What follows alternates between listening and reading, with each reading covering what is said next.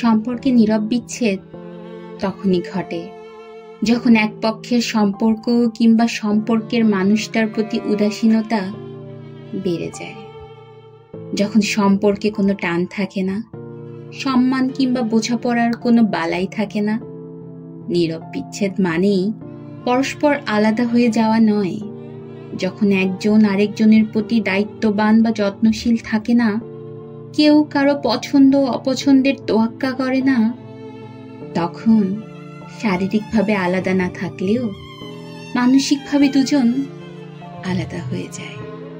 এক পক্ষের অবহেলা কখনো কখনো সম্পর্ক থেকে মানুষকে সরে যেতে বাধ্য করে।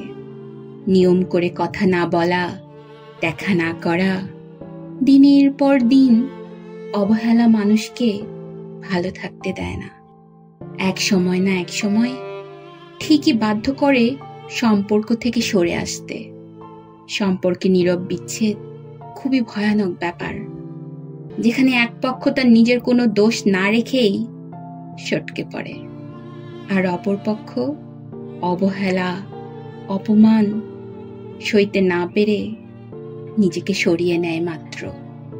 আর দিন শেষে বেঈমান প্রতারক খেতাবটা তাকেই সহ্য করতে হয়।